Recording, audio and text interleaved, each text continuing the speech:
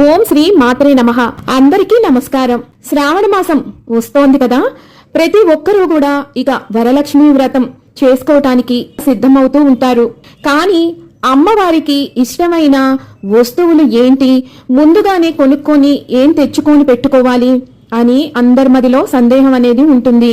లక్ష్మీదేవికి ఇష్టమైన కొన్ని అతి ముఖ్యమైన సామాగ్రిని నేను ఇక్కడ వీడియోలో ఇస్తున్నాను. మంగళకరమైన అమ్మవారికి ఎంతో ఇష్టమైన ఈ వస్తువులను ముందుగానే మీరు తెచ్చి పెట్టుకుంటారని, వరలక్ష్మి వ్రతానికి మీరు వీటితో పూజ చేసుకుంటారని ఈ వీడియోని ముందుగానే మీ అందరి కోసం అందిస్తున్నాను. అవేమిటో ఇప్పుడు తెలుసుకుందాం. మొదటిసారి ఛానల్ ని చూసేవాళ్ళు మా ఛానల్ ని సబ్స్క్రైబ్ చేసి పక్కనే ఉన్న బెల్ ఐకాన్ ని ప్రెస్ చేయండి. దీనివల్ల మీకు రానున్న ఆధ్యాత్మిక వీడియోస్ అన్ని కూడా నోటిఫికేషన్ ద్వారా మీకు అందుతాయి. అలాగే మీరు ఎటువంటి వీడియోని మిస్ కాకుండా చూడగలరు. మా వీడియోస్ మీకు నచ్చినట్లయితే లైక్ చేయండి, షేర్ చేయండి. లక్ష్మీదేవికి అత్యంత ప్రీతికరమైన మొదటి వస్తువు అదే లక్ష్మీ గవ్వలు. ఇది పసుపు రంగులో ఉంటాయి. ఈ లక్ష్మీ గవ్వలు క్షీరసాగర మదనం తరువాత లక్ష్మీదేవి ఉద్భవించిన సమయంలోనే ఈ గవ్వలు కూడా ఆమెతో పాటే ఉద్భవించాయి. అందుకే ఈ గవ్వలను అమ్మవారికి సోదరిగా చెబుతారు. ఇవి ఎక్కడైతే ఉంటాయో అక్కడ ధనాకర్షణ పెరుగుతుంది, దృష్టి దోషాలు అన్నీ కూడా తొలగిపోతాయి. వరాలను కురిపించే వరలక్ష్మీదేవికి వీటితోటి మీరు అర్చిస్తే కనుక ఇక మీ ఇంట్లో సిరి సంపదలు ఎప్పుడూ కూడా స్థిరంగా ఉంటాయి. పూజించిన లక్ష్మీ గవ్వలను కొన్ని మీ బీరువాలో అలాగే పిల్లలకు మెడలోనూ వేస్తే మీకు స్థిరలక్ష్మి అలాగే పిల్లలకి ఉన్న దృష్టి దోషాలు శీఘ్రంగా తొలగిపోతాయి. ఇక ఆ తరువాతది గోమతి చక్రాలు. ఈ గోమతి చక్రాలను ఎవరైతే ఇంట్లో పెట్టుకొని మహాలక్ష్మీదేవిని ప్రతి నిత్యము లేదా వరలక్ష్మి వ్రతం రోజున మీరు కుంకుమతో గాని సింధూరంతో గాని కలిపి అమ్మవారిని అర్చిస్తారో వారికి ఇక ధనానికి ఎటువంటి లోటు ఉండదు. ఎవరైనా భార్యాభర్తలు విడిపోతున్నారు, గొడవలు ఎక్కువగా ఉన్నాయి అనుకున్న వారు తప్పనిసరిగా ఈ గోమతి చక్రాలతో అర్చించి కొన్ని గోమతి చక్రాలను వారు పడుకునే దిండు కింద పెట్టుకోవాలి. ఇలా చేస్తే వారి మధ్యన ఉన్న బంధం దృఢపడుతుంది. అలాగే బీరువాలో పెట్టుకుంటే ధనాభివృద్ధి జరుగుతుంది. తరువాతది శ్రీఫలం. ఇది చూడటానికి చిన్న కొబ్బరికాయలాగానే ఉంటుంది, రంగు మాత్రం బూడిద రంగులో ఉంటుంది. శ్రీ లక్ష్మీ ఫలం సేకరించి ఇంట్లో ఉంచుకుంటే సాక్షాత్తు పాల సముద్రం నుంచి ఉద్భవించిన లక్ష్మీదేవిని ఇంట్లో పెట్టుకున్నట్టే అంటారు. ఈ శ్రీఫలం మనం ఇంట్లో ఉంచుకోవటం వల్ల, అమ్మవారిని పూజించటం వల్ల చంద్రుడు అనుకూలంగా ఉంటాడు. బాలారిష్ట దోషాలు ఉన్నవారు ఈ శ్రీఫలాన్ని తప్పనిసరిగా పూజించాలి. దీన్నే లఘు నారికేళం అని కూడా అంటారు. ఇక తరువాతది మహాలక్ష్మీదేవికి అత్యంత ప్రీతికరమైన మంగళకరమైన వస్తువు తామర గింజలు.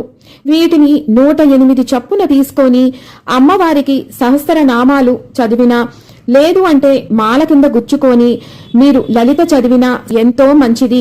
ఇక ఆ తరువాతది గురువింద గింజలు. ఇవి ఎరుపు, పసుపు, నలుపు అలాగే తెలుపు రంగుల్లో లభిస్తాయి. మీరు వేటినైనా వీటిల్లో తీసుకోవచ్చు. ముఖ్యంగా తెలుపు రంగు గురువింద గింజలతోటి అమ్మవారిని అర్చిస్తే మనకి శుక్రగ్రహ దోషం నివారణ అవుతుంది. అలాగే ఎరుపు రంగు గింజలతోటి అమ్మవారిని అర్చించడం వల్ల కుజగ్రహ దోష నివారణ జరుగుతుంది. అదే నలుపు రంగు గింజలతో అయితే శనిగ్రహ దోష నివారణ అనేది జరుగుతుంది. ఇక పసుపు రంగు గింజలతోటి అర్చించటం వల్ల గురుగ్రహ దోష నివారణ అనేది జరుగుతుంది. అలాగే కొన్ని చోట్ల ఇవి అరుదుగా దొరుకుతాయి. అవి ఆకుపచ్చ గురువింద గింజలు. ఇది బుధగ్రహ దోష నివారణకు ఉపయోగపడుతుంది. కాబట్టి ఎవరికి ఎటువంటి గ్రహ దోషాలు ఉన్నాయో దానికి తగ్గట్టుగా ఆ రంగు గురువింద గింజలను తెచ్చుకొని మీరు వరలక్ష్మి వ్రతం రోజున అమ్మవారిని వాటితోటి అర్చించవచ్చును. ఇక ఆ తరువాతది ముత్యాలు. ఇవి కూడా అమ్మవారితో పాటే సముద్రంలో నుంచి ఉద్భవించినదే. అమ్మవారికి ఈ తెల్లని ముత్యాలంటే ఎంతో ఇష్టము. ఇవి చంద్రగ్రహానికి సంబంధించినవి కాబట్టి చంద్రదోషాలు ఉన్నవారికి వీటితోటి అమ్మవారిని అర్చించటం వల్ల చంద్రగ్రహ శాంతి అనేది జరుగుతుంది. అంతేకాదు వరలక్ష్మి పూజ మనం జరుపుకుంటున్నాము అంటే తప్పనిసరిగా ఆమె పతిదేవుడు అయినటువంటి ఆ శ్రీ మహావిష్ణువు రూపంలో ఉన్న వెంకటేశ్వర స్వామిని కూడా కొలిస్తే అమ్మవారికి ఎంతో ప్రీతి. వీరిరువురికి కలిపి మీరు వరలక్ష్మి వ్రతం రోజున ముత్యాల హారతి ఇస్తే అది ఎంతో ఇష్టం అమ్మవారికి. అందుకే హారతి ఇవ్వటానికి, చంద్రగ్రహ దోషాలు నివారించుకోవటానికి ఈ ముత్యాలను కూడా సిద్ధం చేసుకోండి. ఇక ఆ తరువాతది బంగారపు పువ్వులు లేదా వెండి పువ్వులు. మీరు ఇంట్లో పచ్చి పువ్వులు లేకపోతే వీటితోటి అమ్మవారిని పూజించుకోవచ్చు.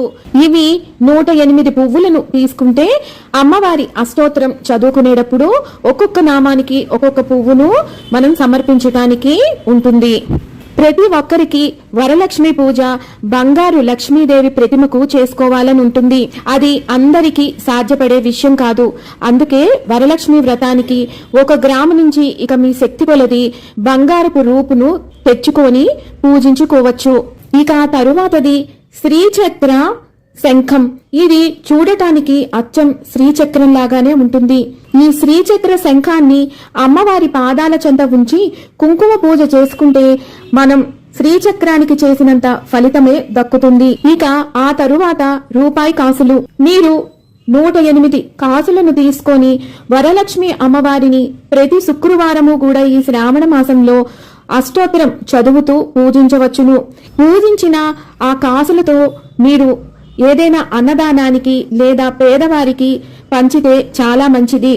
లేదు అంటే మీ ధనాగారంలో మీరు వాటిని పెట్టుకొని నిత్యము కూడా పూజించవచ్చును. ఇక ఆ తరువాతది అమ్మవారికి ఎంతో ఇష్టమైన చిట్టి గాజులు. మామూలుగా దేవాలయంలో అమ్మవారి విగ్రహాలు పెద్దవిగా ఉంటాయి. మనం నిత్యం ధరించే మట్టి గాజులతోటి అమ్మవారికి మాలను కట్టి సమర్పించవచ్చు. కానీ మన ఇంట్లో ఉండే అమ్మవారు మన బ్రొటని వేలంత మాత్రమే ఉంటారు, లేదా ఫోటో రూపంలో ఉంటారు. కాబట్టి మనం మనసారా అమ్మవారికి గాజులు వేసినట్టు, గాజులను అమ్మవారికి సమర్పించినట్టు భావన చేస్తాము. కాబట్టి ఈ చిట్టి చిట్టి గాజులతోటి అమ్మవారిని పూజించాలి. ఎవరైతే ఈ శుక్రవారాల పూట అమ్మవారిని చిట్టి గాజులతో పూజిస్తారో నిత్య సుమంగలిగా సౌభాగ్యంతో సదా వర్ధిల్లుతారు. గాజులు ఎప్పుడైనా సరే ఎరుపు, ఆకుపచ్చ, పసుపు రంగు గాజులు మాత్రమే మనమైనా వేసుకోవాలి. అలాగే అమ్మవారికైనా సమర్పించాలి. మిగిలిన రంగులు అంత శ్రేయస్కరం కాదు. ఇక ఆ తరువాతవి శాండిల్ ఆయిల్. చందనంతో తయారు చేసినటువంటి ఈ ఆయిల్ అంటే అమ్మవారికి ఎంతో ఇష్టం. మీరు అభిషేకాలు చేసిన తరువాత అమ్మవారికి కొంచెం అత్తరు కింద ఈ ఆయిల్ ని రాయవచ్చు. ఇక ఆ తరువాత కస్తూరి, పునుగు, అరగజ్జం, గోరోజనం. అమ్మవారికి నలుగు పెట్టేనప్పుడు, అభిషేకం చేసేనప్పుడు వాటిల్లో వీటిని కొంచెం కలిపి అమ్మవారికి చేస్తే కనుక అమ్మవారు ఎంతో ప్రీతి చెందుతుంది. ఇక ఆ తరువాతది జవ్వాదు. ఇది అమ్మవారికి కుంకుమ పూజ చేసేటప్పుడు ఆ కుంకుమలో కలుపుకోవటానికి, దీపారాధనలో కొంచెం వేయుటకు, వీటన్నిటికీ కూడా ఈ జవ్వాదు అనేది ఎంతో ఉపయోగపడుతుంది. అలాగే కలశం పెట్టుకుంటాం కదా, దాంట్లో కొంచెం వేయటానికి. ఇక తరువాతి మంగళ ద్రవ్యం గోమూత్రం. ఇది తప్పనిసరిగా ఇంట్లో ఉంచుకోవాలి. వరలక్ష్మి వ్రతాన్ని ఆచరిస్తున్నప్పుడు ఇంటి మొత్తాన్ని కూడా శుద్ధి చేసుకునే జలంలో మీరు కొంచెం గోమూత్రాన్ని కూడా ఉంచి ఇంటి మొత్తాన్ని మీరు ప్రక్షాళన చేసుకుంటే లక్ష్మీదేవికి ఎంతో ప్రీతి. ఇక ఆ తరువాతది ముద్ద కర్పూరం. అమ్మవారికి ముద్ద కర్పూరంతో మంగళహారతిని ఇస్తే అమ్మవారు ఎంతో ప్రీతి చెందుతారు. అలాగే ముద్ద కర్పూరంతో పాటు పచ్చ కర్పూరాన్ని కూడా కలిపి హారతిని ఇస్తే కనుక అసలు అంతా ఇంత అని మనం చెప్పలేము. అంత ఇష్టం అమ్మవారికి.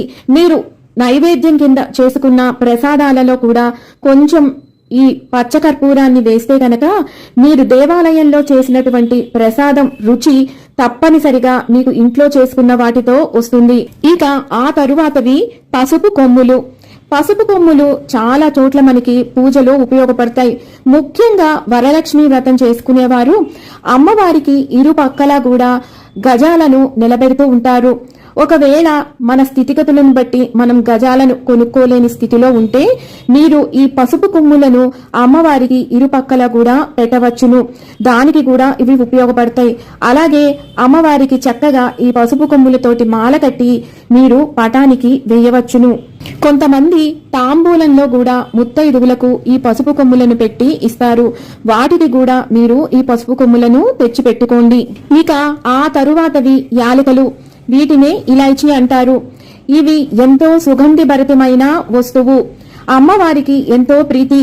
ఇవి కేవలం ప్రసాదాల్లోనూ పానకంలోనే కాదండి, అమ్మవారికి వీటితోటి మాలను గుచ్చి మెడలో వేస్తే గనక అమ్మవారు ఎంతో ప్రసన్నురాలవుతారు. కాబట్టి యాలకులను అలాగే ముత్యాలు ఇందాకే చెప్పాను కదా, వీటి రెండింటిని కలిపి నేను మాలను సిద్ధం చేసుకున్నాను.